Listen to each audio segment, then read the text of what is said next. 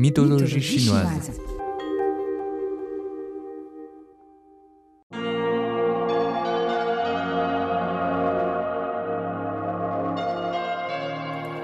À l'image d'Adam et d'Ève, Fuxi et Nuwa sont les ancêtres de l'humanité selon la mythologie chinoise.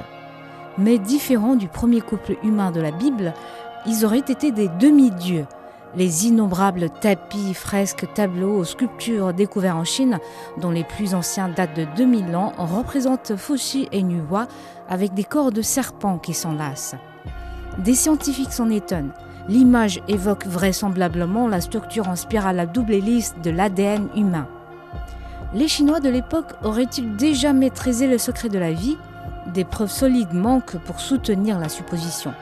Mais toutes ces représentations de l'union des deux personnages fascinent par leurs riches éléments allégoriques. La femme tient dans sa main une équerre et l'homme un compas. Cela signifie pour certains les différents rôles des deux sexes dans la société primitive. La femme communiquait avec le ciel tandis que l'homme se chargeait d'exploiter la terre. Nuwa aurait été probablement une prêtresse. Les constellations qui entourent les deux personnages, la Grande Ourse, la Croix du Sud, l'étoile polaire et l'étoile antarctique, confirment en tout cas la maîtrise de riches connaissances astronomiques. On voit parfois en bas du tableau, entre les queues de Fuxi et de Nuwa, des animaux et humains de petite taille, ce qui suggère bien sûr la création des vies par le couple. Fuxi et Nuwa sont en effet frères et sœurs dans ces légendes. Selon les différentes versions, ils étaient les seuls survivants des humains après le déluge ou les seuls humains vivant sur le mont Kunlun. Le frère et la sœur se sont donc trouvés dans l'obligation de s'unir pour faire perdurer l'humanité.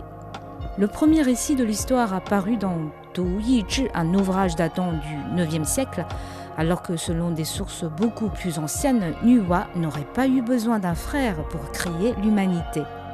Voici l'histoire de Nuwa, la déesse créatrice selon Shan Haijing, composée entre le 5e siècle avant notre ère et le 1er siècle de notre ère, et Huai Nan Zi, rédigée au 2e siècle avant Jésus-Christ.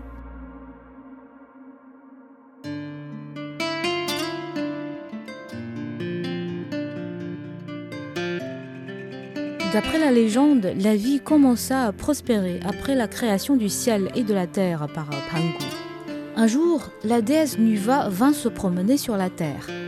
Admirant l'éclat du soleil, de la lune et des étoiles, arpentant les majestueuses montagnes et les luxuriantes vallées où poussait une abondante végétation et vivaient toutes sortes d'animaux, Nuwa en fut toute réjouie.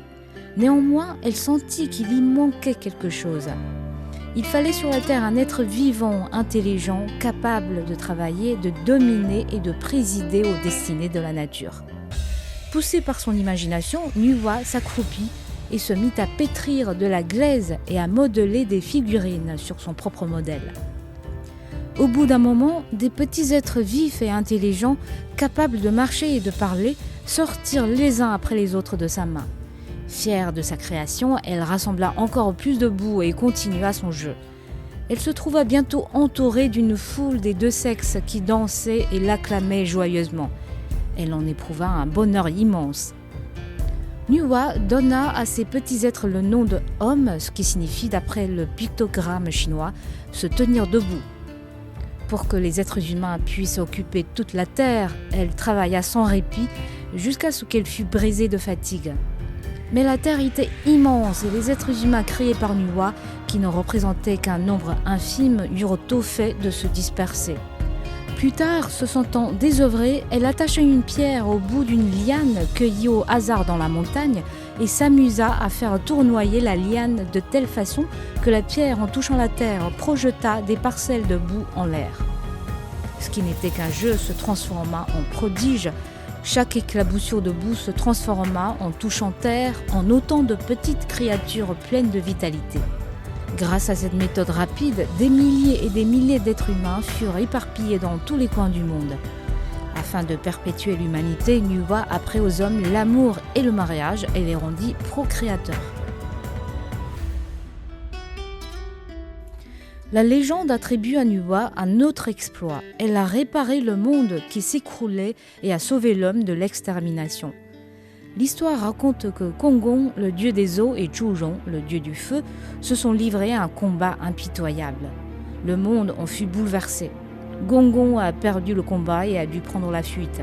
Humilié par la défaite, l'orgueilleux et arrogant Gongong devint fou de rage. Dans sa fureur, il donna un coup de tête contre le mont Buzhoushan qui se brisa sous la violence du choc. Or, le mont Buzhoushan n'était autre qu'une des 4 colonnes qui supportaient le ciel. La colonne brisée, un pan de ciel s'effondra vers le nord-ouest et laissa un grand vide.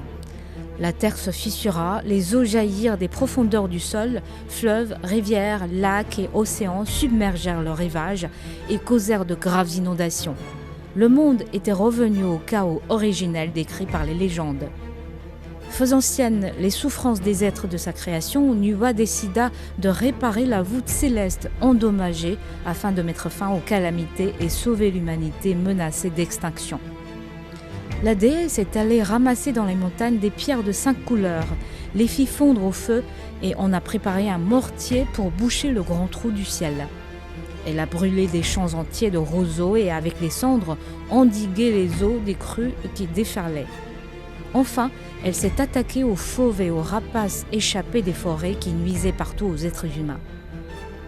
Bien que réparés, le ciel et la terre gardèrent néanmoins quelques traces de l'incident.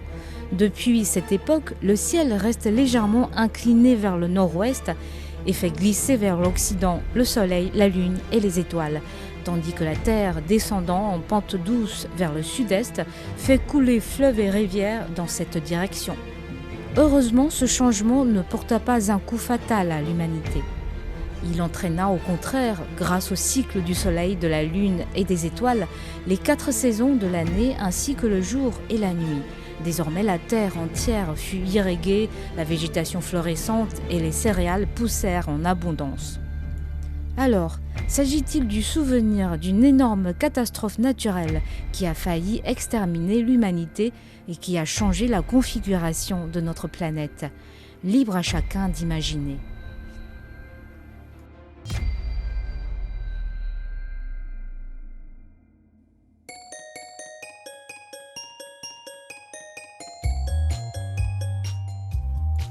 Merci d'avoir écouté Bamboo Studio. Cette série de la mythologie chinoise a été réalisée par Licorice et Fushi au micro Xiaotai. Si notre émission vous a plu, vous pouvez vous abonner à notre podcast. Je vous dis au revoir et à la prochaine fois pour un autre épisode de la mythologie chinoise.